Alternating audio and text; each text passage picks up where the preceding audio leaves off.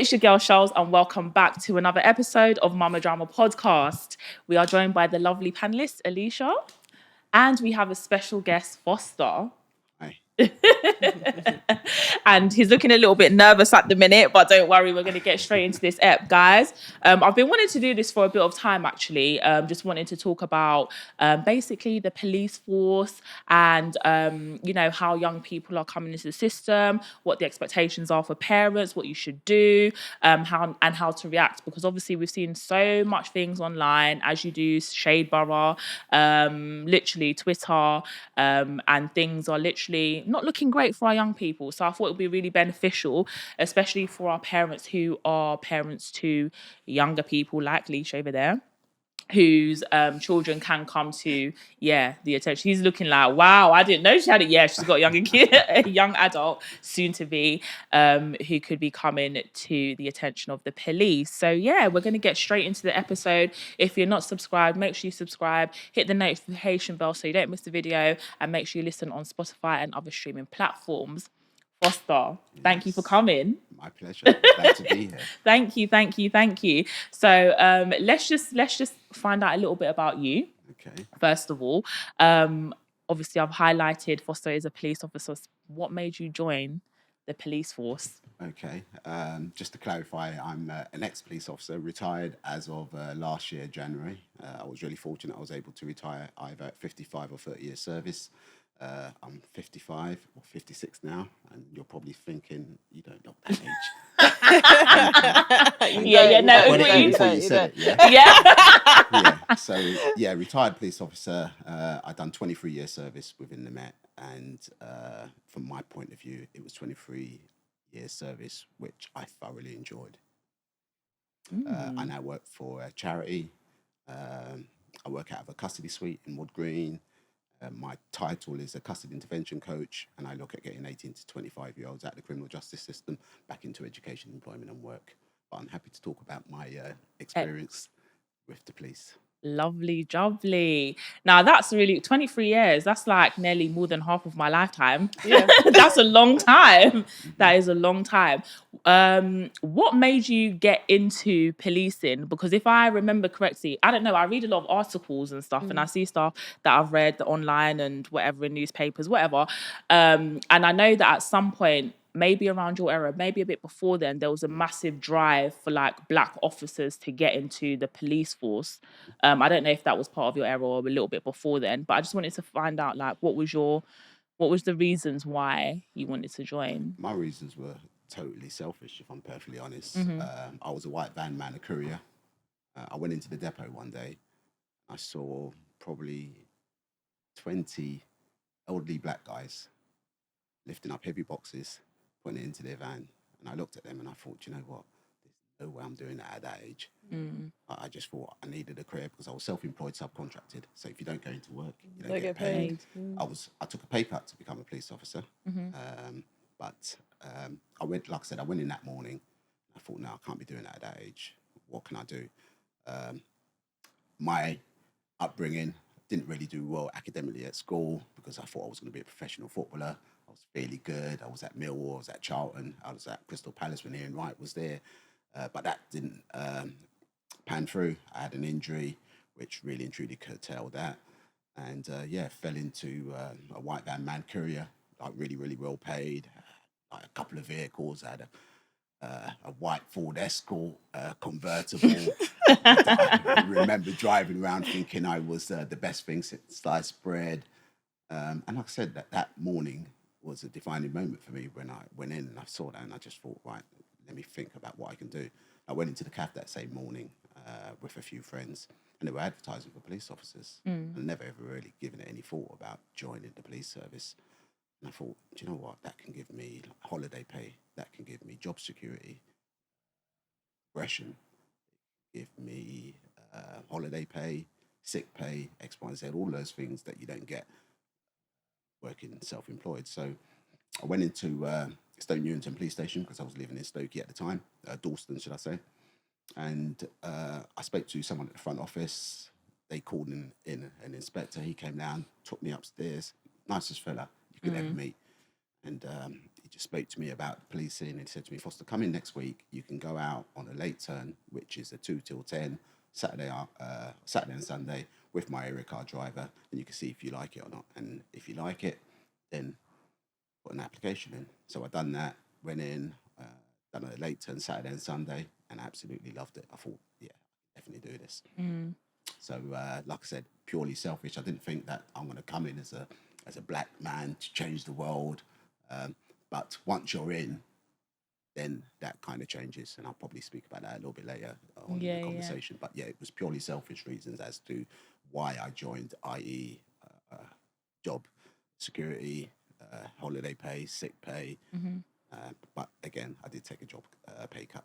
Okay. I never knew that you could literally just walk in and say, I'm interested, then and then they give go, you that. get in a car, have a go. Yeah. That's back in the day, I that's like a suppose, ride isn't along. it? And it still happens. I Okay. mean, Oh, really? I've authorised it as I've progressed through my career in the police. I've authorised ride-alongs, but you need to obviously be serious about it, and you need to portray that to whoever you're speaking to. Like, if you're not really into it, I mean, I was asked a number of questions. It wasn't like, yeah, here you go, here's a police radio, here's a Met vest. He actually spoke to me and delved into a little bit about why I wanted to join X, Y, Z. Okay. So when you started, did you have to do a series of training and Yeah, what I was mean, that like? I had a couple of assessment days first and foremost. So I filled up the application form, the vetting, as probably anyone knows that goes through a vetting process, especially if you want to do anything government led, police, Home Office, X, Y, Z. The vetting is really, really long, and they want to know the inside of a duck's, if you know what I mean, before you progress. And so I've done the vetting, had to disclose everything, obviously, about my family history. But fortunately for me, I had no dealings with the police. And that's probably because of my upbringing, my parents. There's no way you're going to get in trouble. I'm not going to Peckham Police Station to pick you up if you want to get licks. Do not. So I was pretty strong-minded. And obviously I had my football as well. So one of the reasons why I didn't really and truly have any dealings with the police. So I had no criminal record. My family had no criminal background as well. So the application process was pretty streamless for me. Then I had 2 assessment days. So like you join, and funny enough, my assessment day, it was 3 panelists, superintendent, chief inspector, head of HR, and I actually didn't give them a chance to speak. I spoke literally for 25 minutes, a bit like you, Rosh. I didn't give them a chance to speak, and I told them about my drive along. So I went into Stoke Newington Police Station. I told them that this is what I wanted to do, and I spoke about the 2 days that I had with them. I spoke about my life experience and things that I had done. And I kind of knew after that 25-minute assessment, I knew I'd gone past that first part. And at the end of that, I was told, yeah, you're successful. The next part was, during the second part of the day, was an observation test. So you go into a room and you watch a couple of videos, and you just have to observe what people were wearing, what they said, who their names were, blah, blah, blah. And if you pass that part, then it's an English and maths exam at the end. So at the end of the assessment day 1, I knew I'd got through. And the next day I had a phone call saying, Foster, you were successful. The second assessment day is a medical, and I was fairly fit. I hadn't played football, blah, blah, blah. So I knew I would get through that. Yeah, I got through that successfully. And then it was a start date, which was the 11th of Jan, 1999. Wow. I remember that You as remember well. that? Oh, yeah. Yeah. There's certain things that you remember. You remember your shoulder numbers. You remember your warrant number. My warrant number was 200-307. So that's on your warrant card. My first shoulder number was 181. 894, because I started off in Ealing, then 181 EK, then 26, because I then went up to a sergeant, so 2 numbers for a sergeant, 26 SX, so I moved over to Barnet, and then promotion again. Managed to get to inspector level, and that's how I retired as an inspector. Okay. Yeah, so that's the progression. Very quickly, but obviously we'll delve into parts of it. But that's how I progressed. I was gonna say that's really, really, really good in terms of like the progression, coming in, no like prior qualifications or no prior experience, or not even like, you know, some people work as like, I don't know, in the prison officers, and then they might say, oh, I want to go into policing, or they have some local authority experience and like, oh yeah, policing, whatever, but you've not had any of that. And obviously, yeah, I'm gonna say it. I don't know. I've never heard of a black inspector before. There must be quite a few, but I've never I don't think I've come into contact never come with across one. like in what we do anyway. Yeah, I mean, it was not a defining moment, but it was a very proud moment for me. Like, And your family personally, as well. and personally, and my family and friends. I remember like celebrating with my friends and my family, by like calling out my spars and like, Dave P, Mike, like I'm an inspector now. Like Dave's like, Foss, we're celebrating tonight. You know, I mean, every progression that I've had, it's like, Foss, we're celebrating, and just speaking to people on the streets, seeing like me with two pips on my shoulder, like people just coming up to me and saying to me, "Wow, a black inspector," like that. So I've had a lot of positives in regards to my career.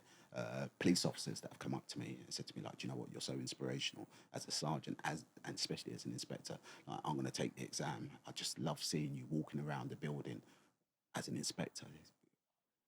Few and far between. I mean, there's a lot more now, obviously. But yeah, it was a very, very proud moment for me to become a sergeant, and especially an inspector. Yeah, I'm going to give you a round of applause, mate. That's really good. So let's get into the nitty gritty. Okay. Do you know what? Yeah, without getting too personal, I've had obviously work dealings with the police. Obviously, you guys know what I do, and I've had some other dealings with the police. I'm not a criminal. I just put that out there, and I just want to know, like, maybe one of your maybe a banter scene or something that's happened, because I heard some funny stories where people come into custody and then the police are talking about it like, oh my gosh, that was a crazy one, or what's the most, like, I don't know, craziest offender, or you don't have to go into too much details, but in terms of like what you've seen, even it could have been a drunken disorderly or something along those lines. Yeah. One of the things that springs to mind is my daughter came in because she was thinking about becoming a special. Yeah. What's a special? Sorry. Special constable. Okay. Yeah. So you do 18 hours a month. And with that, obviously you have to come in, you have to be a police officer for 18 hours. But the benefits of that is free travel because you get a warrant card. Yeah. You're probably thinking, why on earth would your daughter want to do that? Free travel but card. a lot of people do it because of that incentive. Yeah. A lot of people do it for other reasons. I mean, I've seen doctors, pediatricians, people from really, really affluent sort of backgrounds doing it because they love the job. That's how the rich stay rich, by the way. Yeah. Yeah. Sorry. Yeah, possibly. Yeah. Yeah. And I'm like, because you do it for free. The only benefit is, i.e., the warrant card, the free travel. Yeah. Now, depending on what sort of travel you do for work, as we all know, traveling right now, it can cost you like $2,000, $2.5 a year for travel card. So if you're going to be saving $2.5 to give away 16 hours, 18 hours of your life, for the month? Yeah. I think it equates to really good value, to be perfectly honest, like $2.5, $3,000. Yeah. So a lot of people do it for that reason. But again, like I said, quite a few people do it because they like the buzz of being a police officer and what it entails. And sometimes some people do it as a progression to become a police officer. Like I dip my feet in, let me see what it's like. If I like it, then I'll take the next step. Yeah. Yeah. So going back to my daughter, so we're in custody. I was a sergeant at the time, and I'm booking in a black guy that's been arrested for a domestic assault, but he's also like fairly intoxicated as well. Yeah. So he's like effing abuse at me, like, you black this, you sell out, you this, you that. And that put my daughter off. She's like, and there was a couple of other incidents, but she's like, Dad, I can't become a police officer. You guys are so patient. I can't believe that you took all that abuse. And I said to, do you know what? In the morning, he'll probably apologise. And lo and behold, there was a letter there the next morning from him apologising for his behaviour. Yeah. So there's stuff like that where people do apologise in the morning. There's events where I've seen lots of Eastern European guys when broken Yugoslavia happened, like probably quite a few years ago now, and Eastern European guys are coming in. They've been normally on a Thursday or a Friday, sometimes a Saturday. They've worked hard all week, and a lot of them come in for domestic assaults. It's like, yeah, but it's my wife. Yeah, but it's my wife. It's like, yeah, but you can't do that. Yeah, but it's my wife. And it's that transition from their culture into this culture. Yeah. You know, and I see it a lot. The transition from cultures, like a child has got a voice. Yeah. A woman's got a voice. Like I could just imagine some of the wives going into school, bringing in the child into school, and they've got sunglasses on because they're covering up bruises. Yeah. And the Western women are like, "What's happened to you?" My husband. Yeah, but you can tell the police. What, can I? Yeah. Really? Yeah. So seeing stuff like that, and loads of stuff on the streets as well, obviously. But yeah, those are some of the things that do spring to mind in regards to what I've seen in custody. In custody. Taking it to the streets, what is that like, being an officer on the streets of London?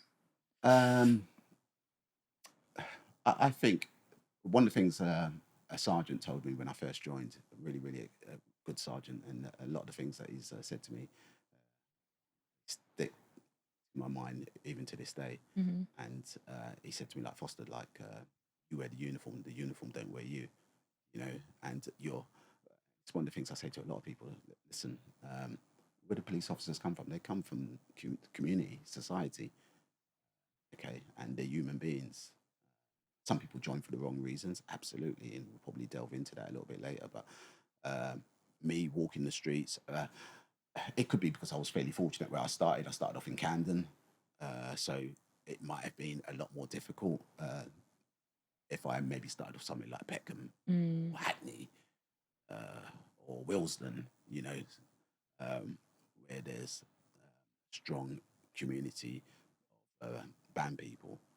But then again, the experiences could be positive as well, because it'd be like, wow, yeah, that's what we want to see. We want to see more black officers in our community. So, yeah, I say I was fortunate. I started off in Camden, but I would have gone wherever they'd posted me, to be perfectly honest, and I would have had to deal with whatever obstacles I had to deal with on the streets there.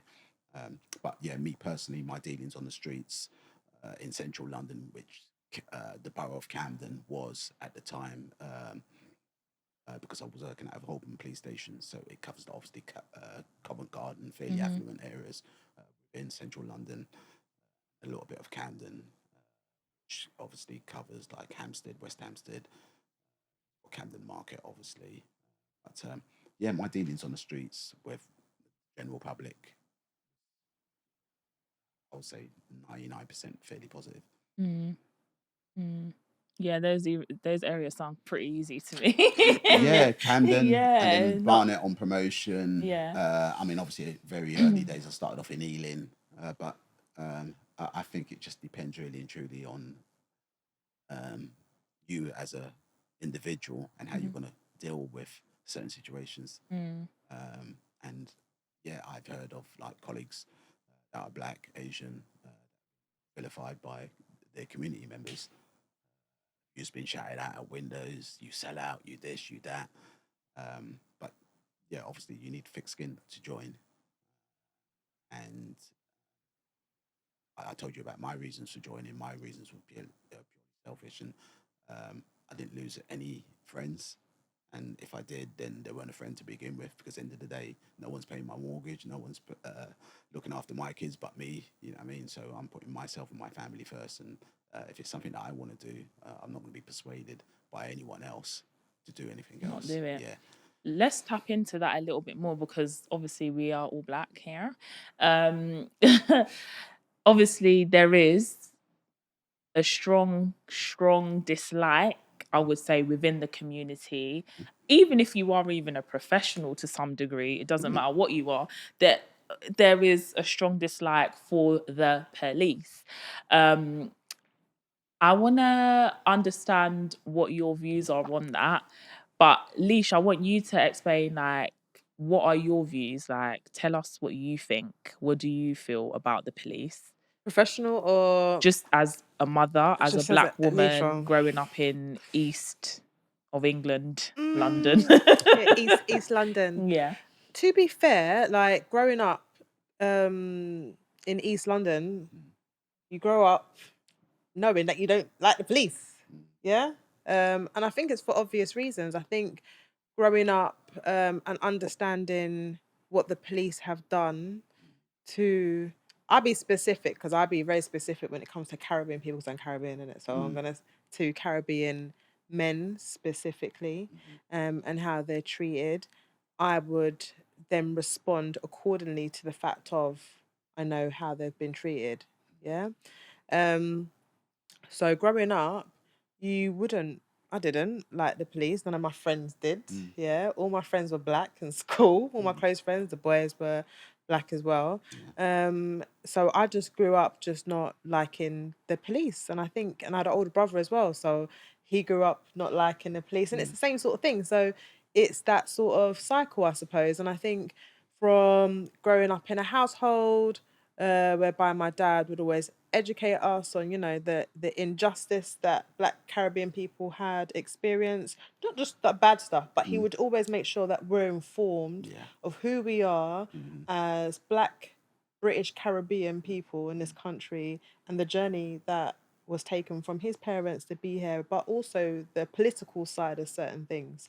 So for me personally, when I look at the police and how I see the police and do I find them helpful, have I found them helpful? Yeah or no? Yeah. I'd be very specific because I was speaking to Shells about this before. My son went missing last year for 3 days. Yeah. When he went missing, and you guys know I'm a social worker, I know what they're supposed to do. But for me, they don't act quick enough. Yeah, they don't, and I've seen this in social media as well. They don't respond to our black children quick enough. Yeah. So what was your thought process in regards to what they were supposed to do? So How old was your son first and foremost? 15. Okay. 15 at the time. To be fair, I did it in a way that it works in work. Yeah. But I know they take time at work as well. So what you do is you kind of wait. Yeah. So in 24 hours, they wait, see if the young person has arrived back home. If they've not, then obviously the risk increase. So every 24 hours that you keep on adding on, the risk increases more and more. Up until the point of 72 hours, and then we have something called a strategy discussion in social care world.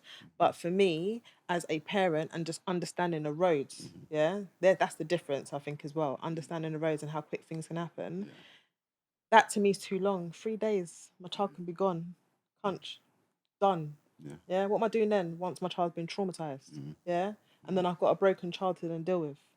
That for me is not quick enough. So I just sped up everything. Yeah. I just didn't waste no time. And I think, and How did you do that? what I done was I employed the I help like this, of guys. I employed the help of Shells because I was panicking, but I was calm. I was very, very calm. Everyone was Yeah. like, "Why I got really calm?" And I was like, "Because I have to watch and I just have to do what I need to do. I need to be very focused and be mum-like." So I started checking his phone. So what we do phone. So police can do phone works, but parents can do phone works. So especially a lot of parents take out phone bills and stuff for their children, contract phones. Check who they've been calling, make phone calls, find out who they've been calling. So I told his dad, call up people. You pay the phone bill, start ringing up people. So we started ringing up people. Social media, we started going, okay, he uses Snapchat a lot. We don't have access to his Snapchat. Let's ring up his brethrens, ring up the school, start getting them to get the kids to take their phones out. What have you seen on Snapchat? Yeah, but this is what we don't do. Even in social work, we don't do this. Police don't do this stuff. It was just me trying to be 10 steps ahead. Yeah. Well, they do it, but not It's later. immediately. It's later. And for me, it's my child. I'm not waiting. Well, you see, and I love hearing that because that's taking accountability. That's taking responsibility. Absolutely. And I've kind of been in that situation as an inspector where missing people have been reported. And there is a policy, there is a procedure, X, Y, and Z.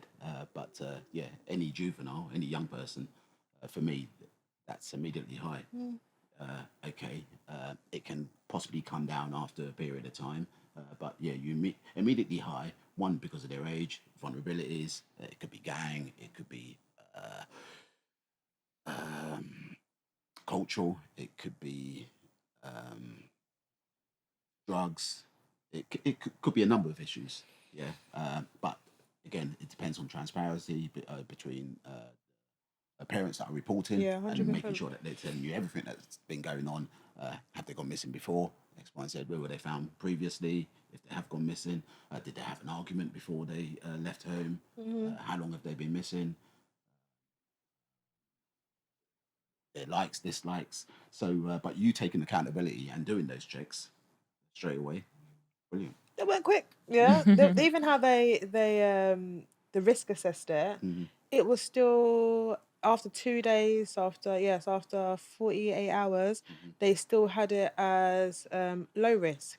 And at that point, I'd already given them information that I got an anonymous phone call from someone saying that I've got your son.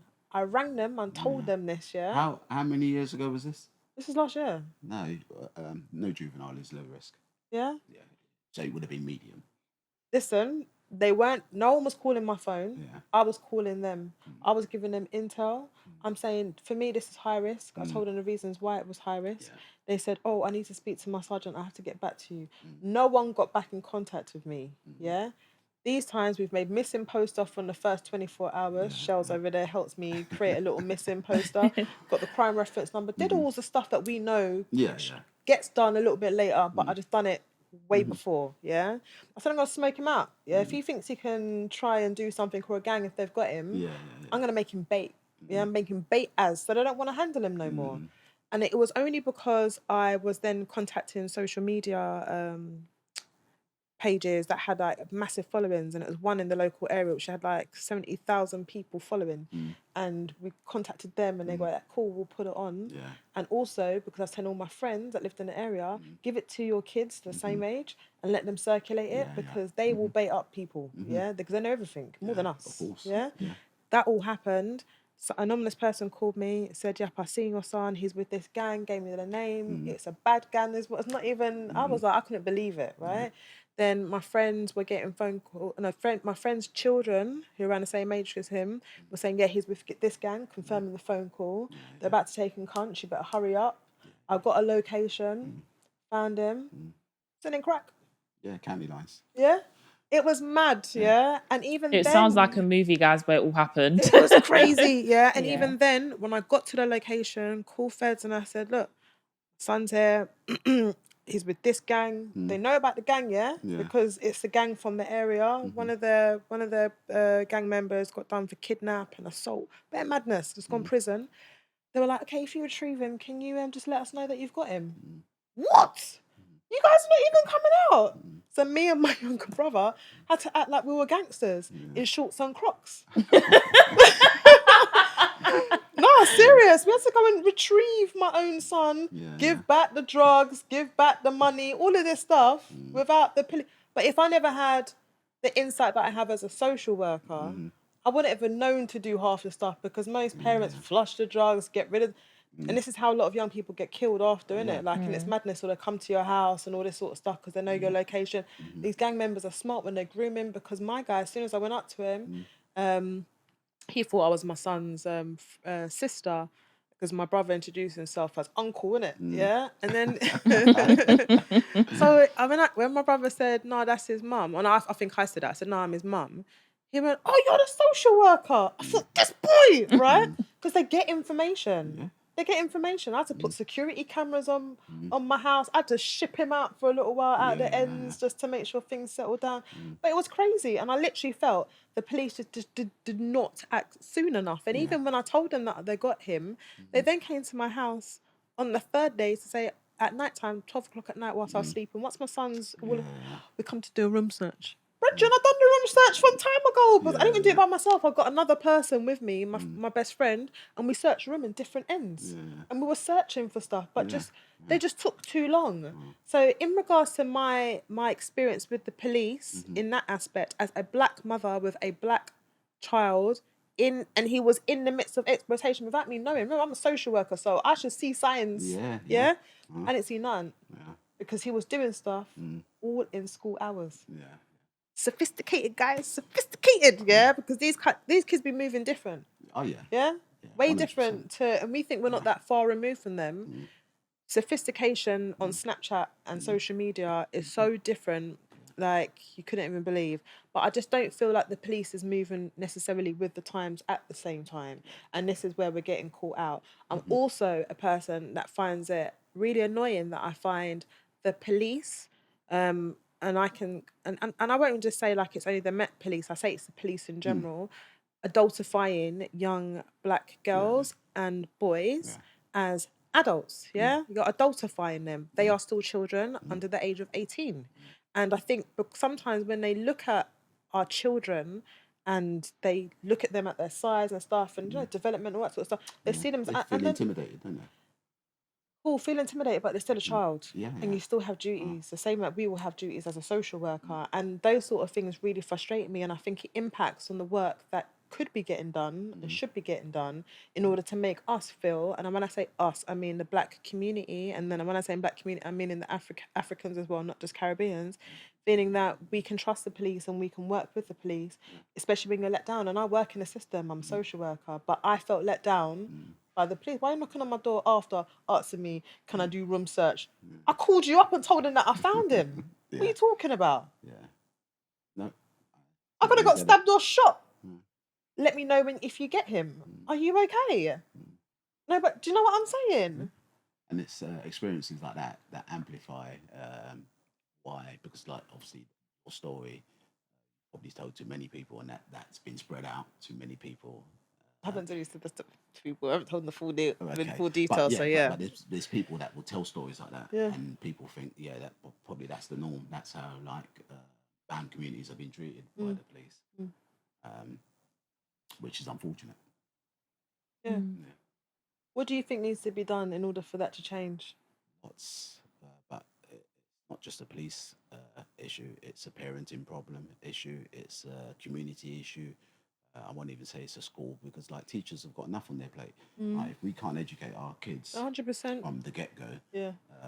why are we leaving it for schools? I send my son to school to learn, not for him to be disciplined and have good ethical and moral values.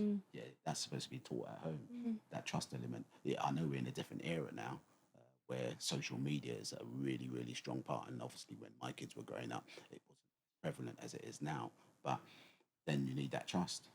But I know, but I think it's an effort that needs to be done by a lot of people, not just one individual agency whatsoever. But it starts for me at home with parent, like teaching the kids fundamentals, not letting things lapse, and like not letting the TV be the parent, because a lot of people just like use Sometimes the TV it's and not the even laptop. that though. It's so difficult, and I can say this from my perspective. I've been a social worker ever since my son was 3, 4 years old.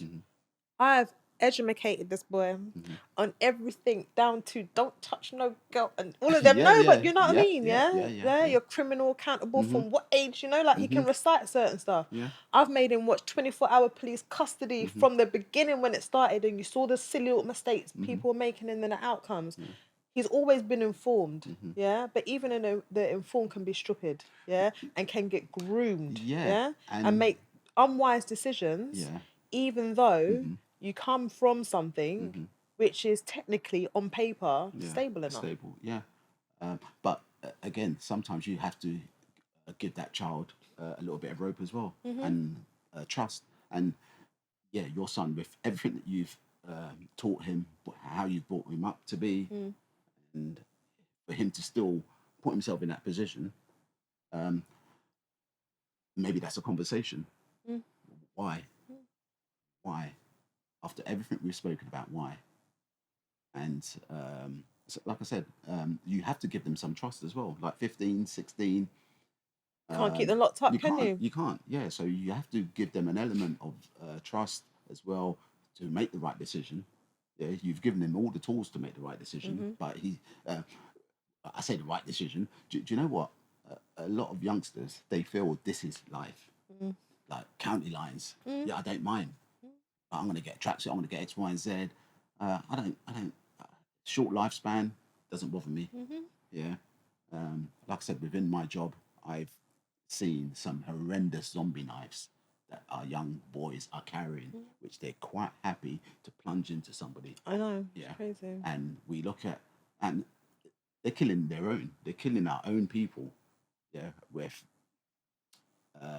no moral background whatsoever in regards to like what the repercussions are. I've done like reviews as an inspector with like young lads that are in for murder, serious GBHs, and they're the nicest people.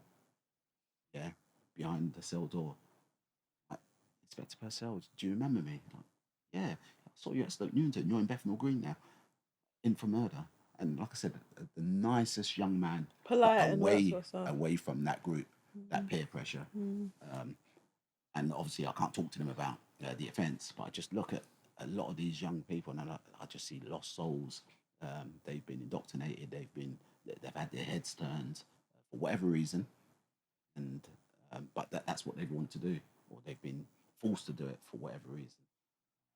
What needs to be done? Like I said, a lot of education, but we can't give up.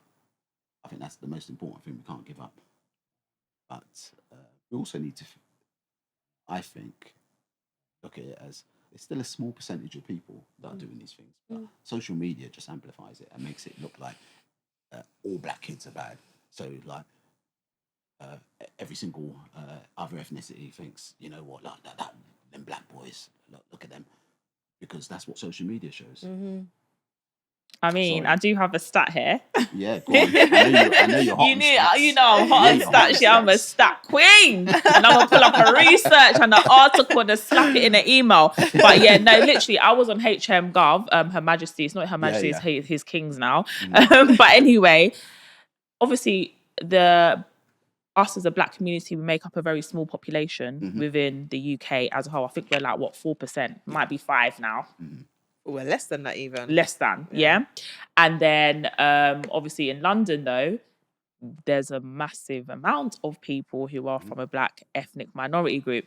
According to HMGov, there were 7.5 stop and searches for every 1,000 white people compared to 52.6 for every 1,000 black person. To me, that's quite alarming because we make up a minority.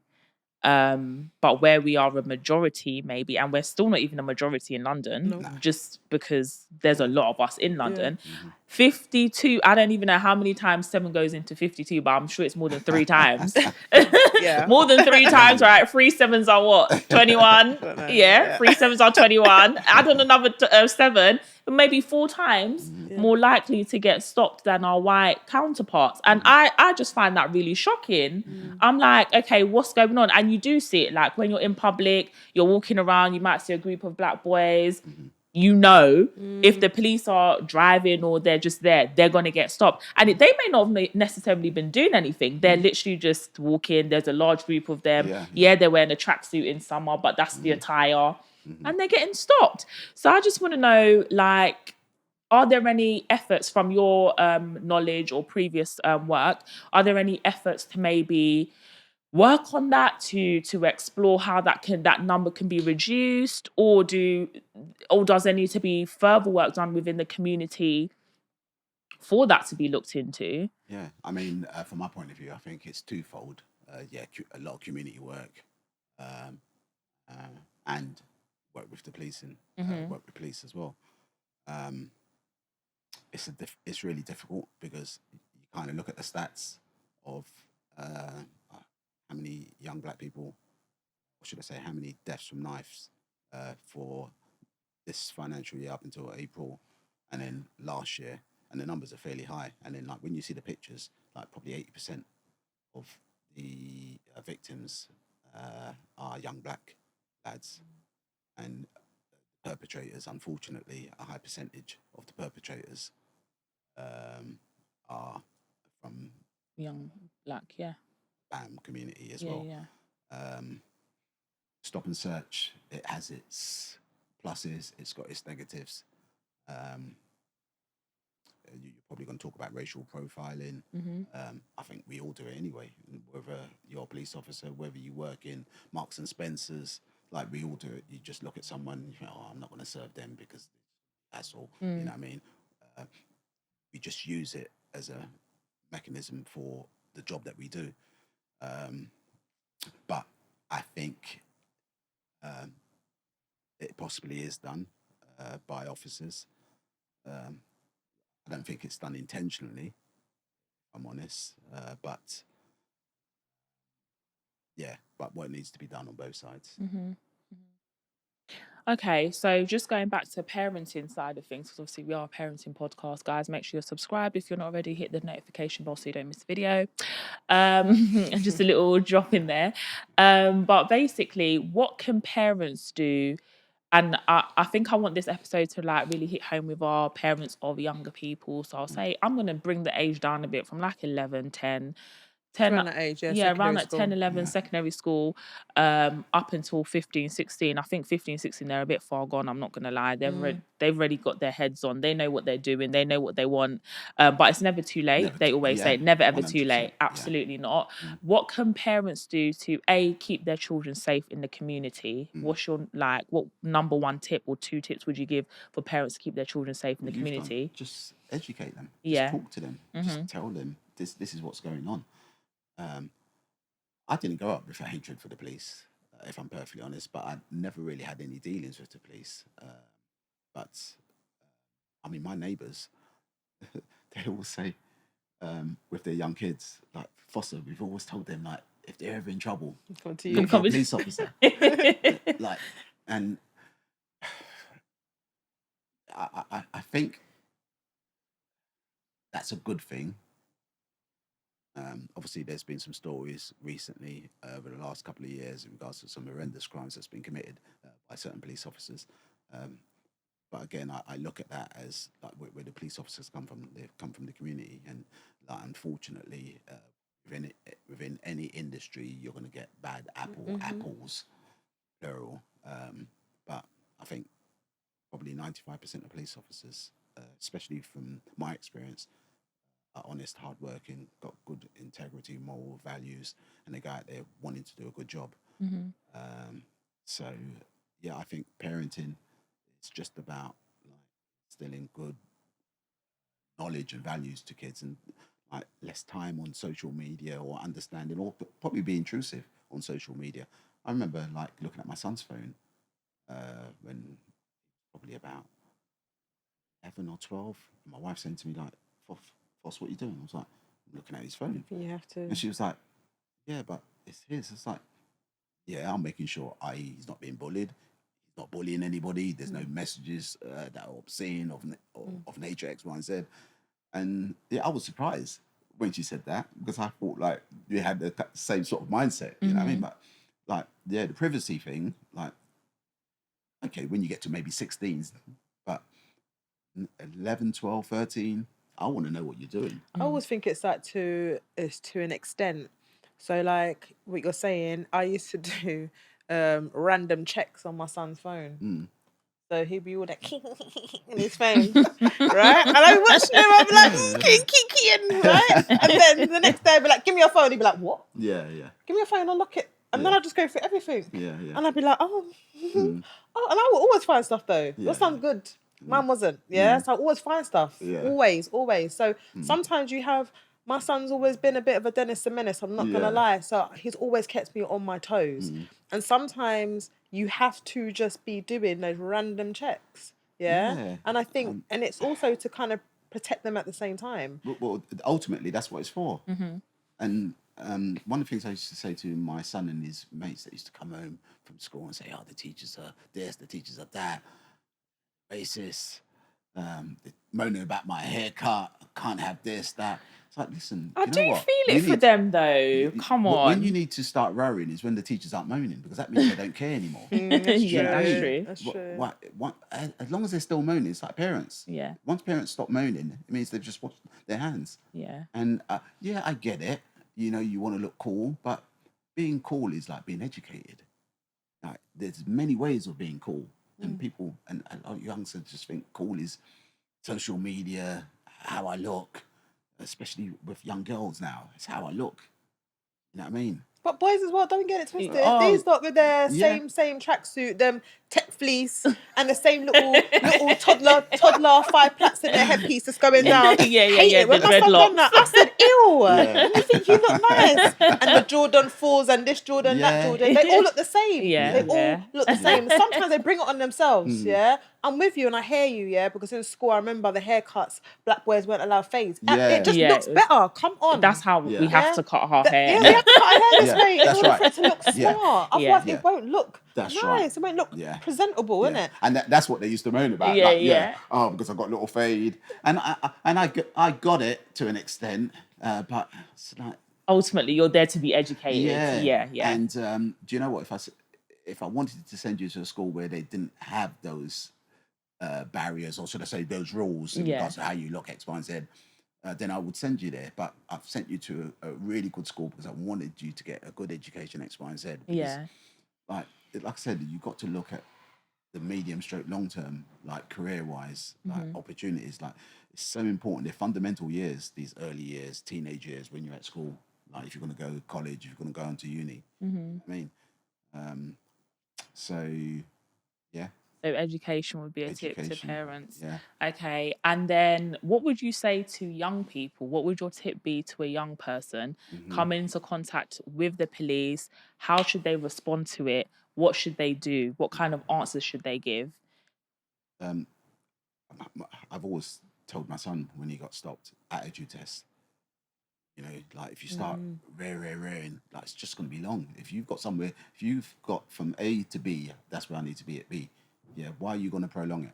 Like, especially if you've done nothing wrong.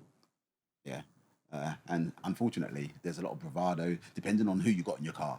Yeah, or who you're with. Yeah. Right. 9 times out of 10, if you're on your Jack Jones, it's going to be nice and cool. It's going to be quick. But I've got to show up for my mates. And so, unfortunately, sometimes the loudest person is not the driver; it's the backseat passenger. that's Correct. making up all the noise. Yeah. The ones that's So, not putting petrol in the the ones car. yeah, but yeah, my advice is just be cool and calm. If you want to record it, record it. The police have got body-worn videos anyway. But yeah, record the stop. Yeah, comply with the search if it's lawful. Yeah, and obviously a lot of people know about stop and searches, the lawfulness of it, and stop and speech. So you've got stop and speak, you've got stop and search. There's certain areas where an inspector will put in section 60, which means anyone can be stopped. But the grounds for why you've been stopped will be outlined to you by the police officer that stops you. And trying to speak over them and like my voice is louder than yours, all that's going to do is just prolong the situation, if I'm perfectly honest. So I would just, if there's any advice, just be cool, calm, record it if you want, ask as many questions as you possibly can. But ultimately, if it's a stop and search and they say, right, I'm stopping you under section 23 of the Drugs Act because I believe that you've got drugs, then they're going to search you. That search can take place there, or it can get ugly and take place at a police station. 9 times out of 10, the ball's purely in your court. Stop under section 1 of PACE, like stolen articles, knives, blah, blah, blah. If they say to you, we're searching you under section 1 of PACE, section 23, for firearm offence, then you're going to get searched. So you either comply, or if you don't comply, then it's going to get difficult. So I would just say, if you've got nothing to hide, just comply. Okay. Yeah.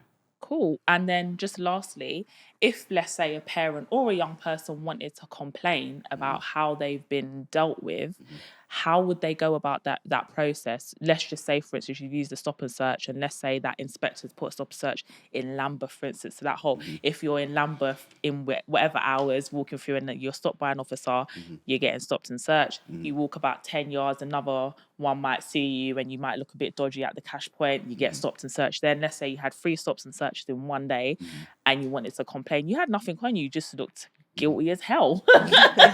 He looks suspicious. Your words. You look suspicious. You look mighty suspicious, and you're in you the talking zone about? where you can do those stops and searches. How do you complain? How do you put a complaint into your local police force? You go to the local police station. Okay. You try and get as much details as you possibly can about the officers as well, i.e. shoulder number. Most officers have got name badges, so at least you've got some details of the officer that's conducted the search, and you put in a complaint saying, I think I've been stopped too many times in a short space of time for no apparent reason. Maybe I might be able to accept the first one, but two, are they not communicating between themselves? So you go into the local police station, and you'll either be contacted by an inspector or someone from the front office will take the complaint. Okay, cool. And is there anything else that you feel like you want to touch on or let us know? No. If you're thinking of joining the police service, it's a great career. Yeah. I personally think there's loads of avenues, loads of things to do. I can understand the pushbacks, but do whatever you want to do. That's what I've always advocated. Like, do what you want to do. Don't listen to the noise, because 9 times out of 10, the same people that are making that noise, you see them in 10 years' time when you've progressed, they're going to be in the same place, making the same noise, telling people the same things. Like, do what you want to do. But like I said, I've had a fabulous career. A nice big pension. Love that for you. Yeah, I get paid the 6th of the month. My pension again. I've got a nice lump sum. But it allowed me to progress, go up the ranks, finish as an inspector. But there's so many different things that you can do within the service. I think it's a good career path to take if you're that way inclined. Yeah. Cool. Thank you so much, Foster, for joining us, guys. Make sure you're subscribed, hit the notification bell. I've said it about 3 times, but you know what to do.